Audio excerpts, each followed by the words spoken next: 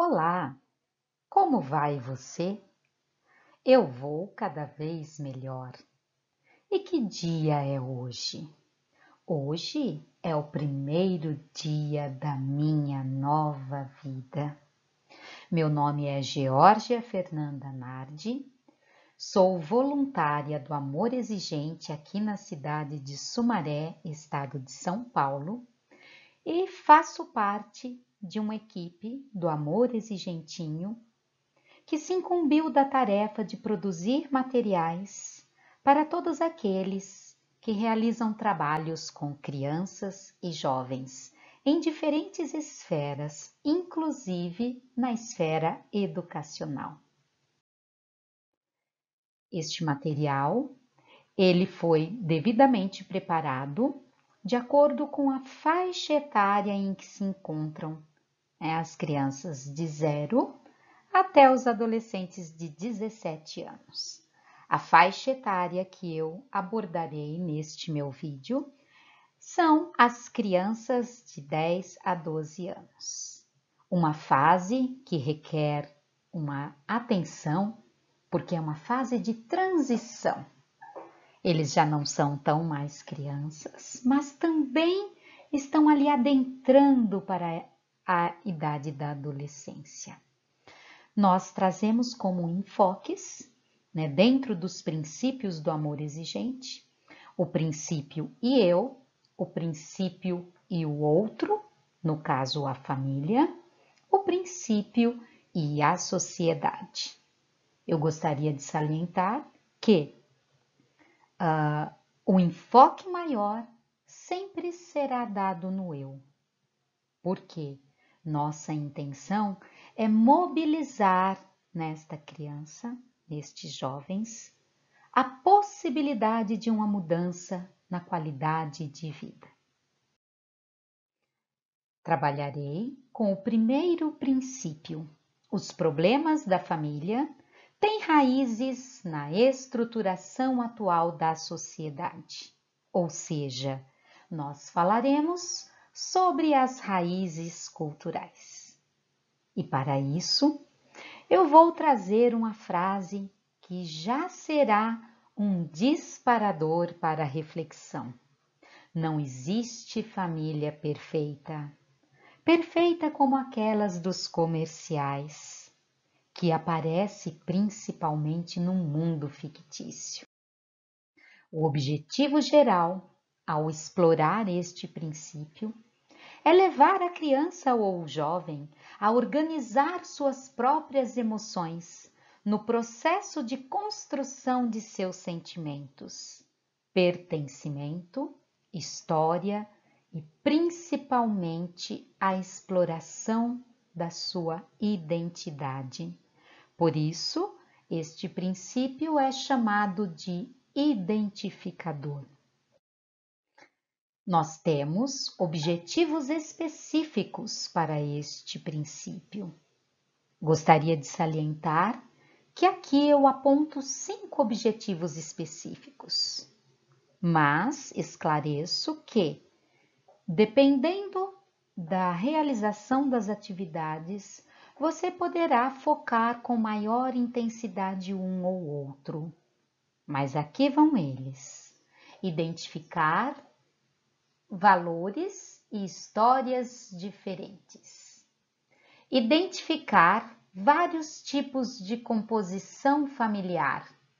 Identificar situações, ações positivas no meio em que vive. Identificar situações, ações negativas no meio em que vive. Identificar características da identidade de cada um. Para iniciar a exploração do primeiro princípio, eu proponho uma dinâmica para motivação.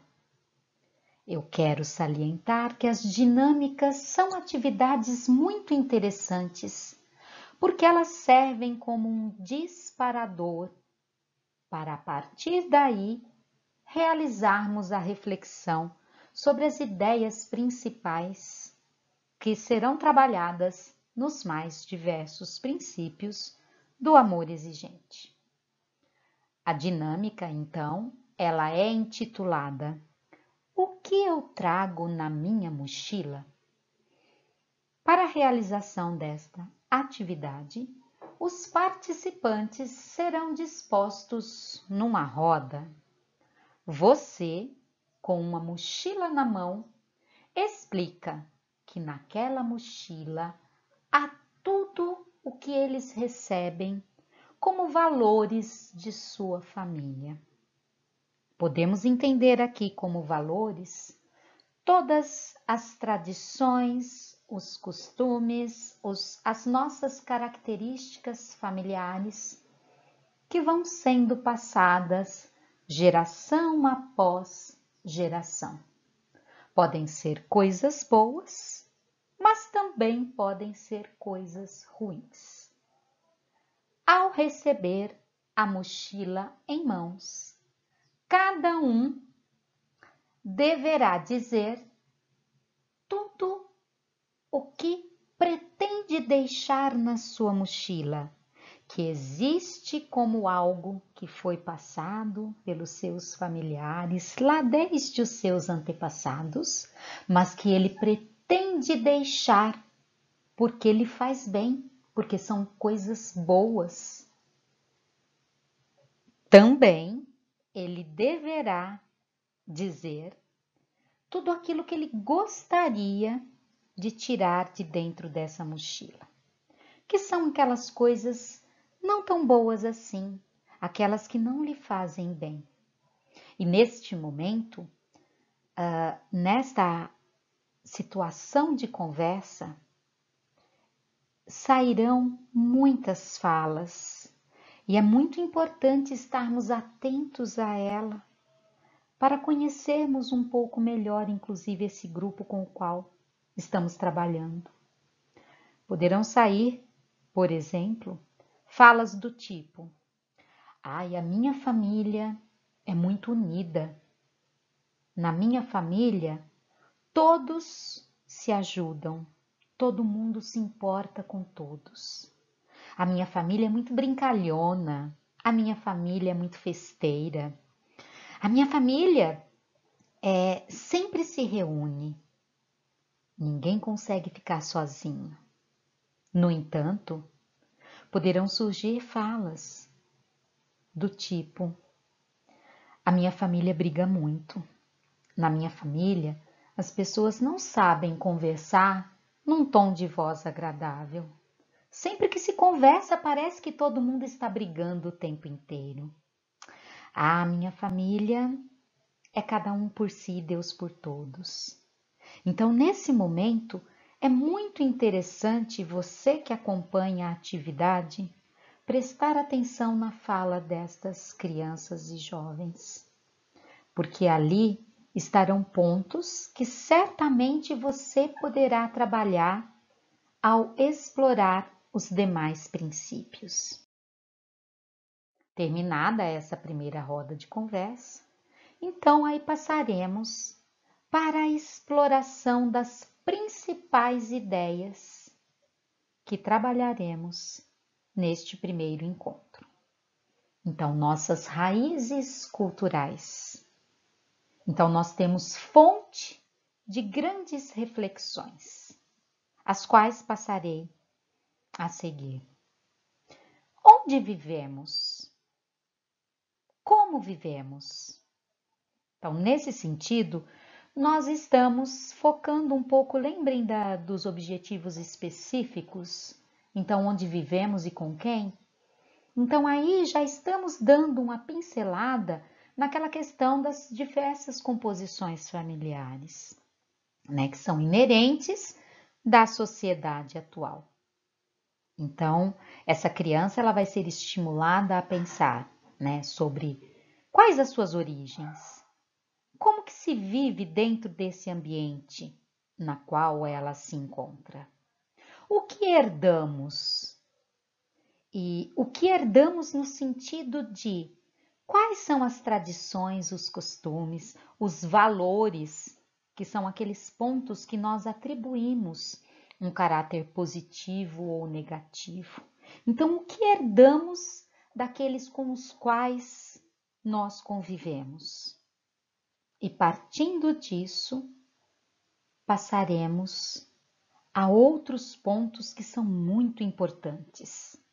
De tudo isso que citamos nas questões anteriores, o que nós queremos e que é desejável conservar? Então, voltando lá na dinâmica da mochila, nós estamos dizendo daquilo que eles trazem em suas mochilas e que, por serem coisas boas, coisas positivas, eles pretendem conservar. Mas também falaremos sobre o que queremos e podemos, como uma necessidade, modificar. Então, este momento dessa discussão também já vai promovendo uma reflexão dessas crianças e pequenos jovens, onde eles vão começar a perceber que, muitas vezes, aquilo que eles acham que são uma característica específica da sua família, do seu ambiente em que convive, e que isso é uma coisa que às vezes ela se sente até inferior por viver numa situação assim, ela irá perceber que outras pessoas também vivem na mesma situação. E isso será um ponto para se buscar forças, para se ter um certo conforto, né, de que não é ela única e exclusivamente que talvez passe por uma situação conflitante. Por isso, essa conversa ela é extremamente necessária. Também, quando nós falarmos sobre as nossas raízes culturais, e aqui eu volto lá no início quando nós falamos do enfoque, o eu, o outro, no caso a família, e a sociedade. É interessante que nós conversemos sobre cada um destes pontos. Quais são os meus valores?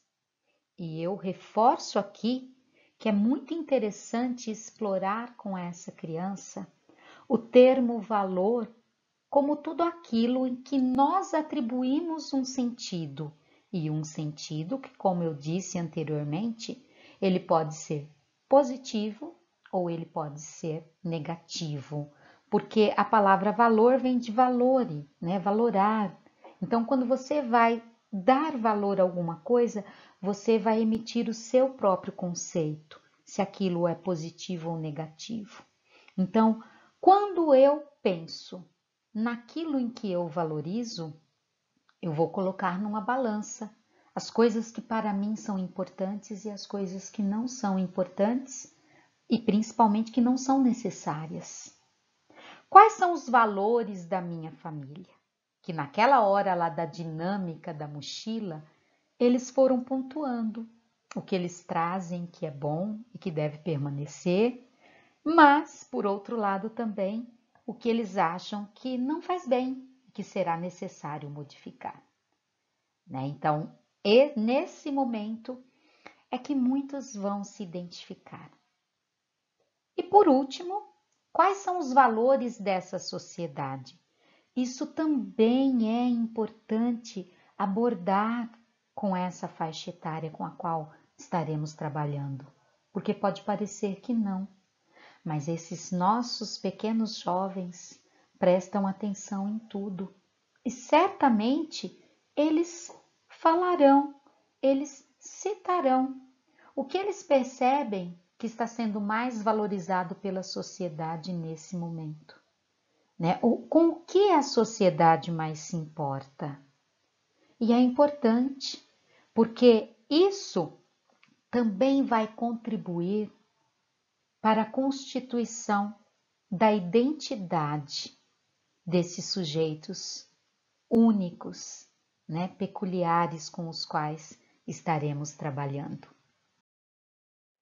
Enfim, quando nós exploramos as nossas raízes culturais, e aí nós já tivemos a dinâmica, a exploração, né, dessas ideias essenciais. Lembrando que pela faixa etária isso não pode ser muito demorado, porque a atenção das crianças ela vai diminuindo conforme o tempo de exposição oral, né, se estenda. Então é sempre bom mesclar, né, uma atividade prática, uma conversa com explicação. E aí nesse ponto a gente vai amarrar essas ideias que foram exploradas anteriormente, que as nossas raízes culturais, elas podem ser boas ou elas podem ser ruins. O grande segredo está na maneira como lidamos com ela.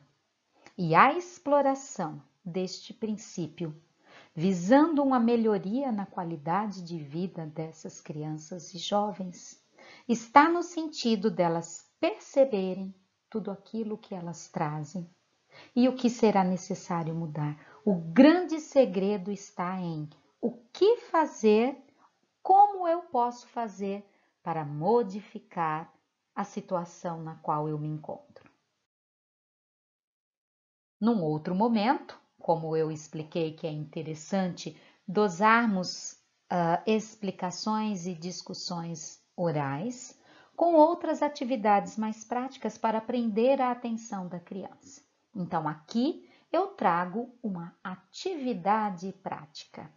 Para essa atividade, será necessário que você tenha materiais bem simples, como papel sulfite ou qualquer outro tipo de papel, lápis de cor ou caneta hidrocor, enfim, materiais que a criança poderá se utilizar para uma expressão, né, visual. É hora de soltar a voz. Então, para isso, eu vou demonstrar para vocês. As crianças receberão uma folha de papel sulfite. Essa folha de papel sulfite, ela deverá dobrar ao meio. Ela vai dobrar essa folha ao meio, ficando com duas partes. Então, uma linha divisória aqui ao meio, duas partes, ok? Nessas duas partes, a criança vai desenhar a sua mochila. E aqui eu saliento que é importante que essa criança desenhe, não entregue o desenho pronto. Porque se nós estamos mobilizando formas de expressão, essa criança precisa passar para a folha a imagem mental que ela tenha das diversas mochilas. Então, aqui, você, além de explorar a expressão, você trabalha uma forma de desenho que é o desenho de memória, porque ela vai ter que colocar ali no papel quais são as memórias que ela tem de uma mochila. Então, ela vai desenhar a sua mochila. Nessa mochila, ela deverá conter bem na parte da frente, como se fosse um grande espaço, uma grande etiqueta, onde ela vai escrever, de um lado, as coisas boas que ela traz da sua família.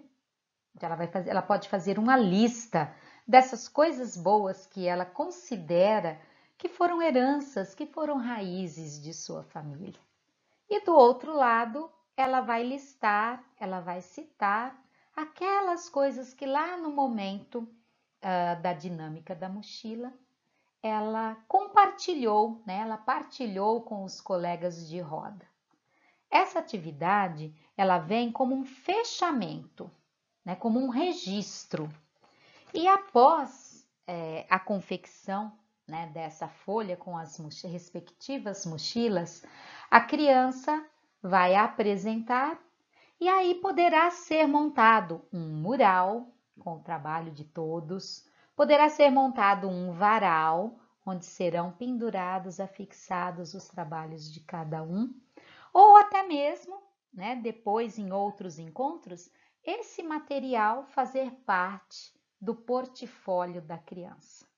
Porque ao longo dos encontros, ela pode acompanhar o processo vivenciado, ela pode inclusive ir observando quais foram as coisas que ela pôde refletir e trazer para a sua vida, para a sua experiência, a partir deste trabalho. Então, assim, eu sempre gosto de orientar que tenha a oportunidade dessas crianças deixarem um registro dessa sua participação, né? É um pouquinho da história dela, é um registro de experiências vividas e assim como o nosso objetivo é que essas experiências provoquem mudanças significativas, ou seja, tenham condições, né, de provocar mudanças significativas. Enfim, depois de todas essas atividades, aí nós partimos para o momento final do encontro, que é quando vamos estabelecer com os participantes do grupo as metas, salientando que metas são um instrumento que nos ajuda a ficar cada vez melhores. Se nós identificamos a necessidade de mudanças, mas não nos propusermos a fazer nada para essa mudança, nada acontecerá. Então, pensando em qualidade de vida, quando nós, seres humanos, identificamos algo onde a gente precisa melhorar, a gente precisa pôr a mão na massa, não é verdade? E com as crianças também isso deve ser feito. Pode ser que no início eles fiquem um tanto quanto tímidos em colocar as suas metas. Então eu sugiro, e isso eu já fiz em grupos com os quais eu trabalhei, eu sugiro que num primeiro momento, se houver essa certa timidez, que se estabeleçam metas do grupo, metas coletivas. E a partir daí, depois, vão sendo estabelecidas as metas individuais. Então, aqui eu trago uma sugestão de meta que também está atrelada ao que nós discutimos, ao que nós trabalhamos dentro desse primeiro princípio.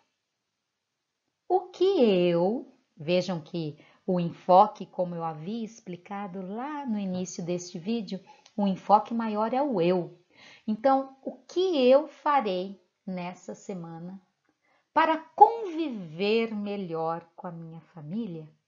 Vejam, se durante a discussão nós procuramos levantar pontos em que a gente acha que as coisas não funcionam bem, se nós queremos provocar a mudança, nós primeiramente temos que ser os instrumentos dessa mudança.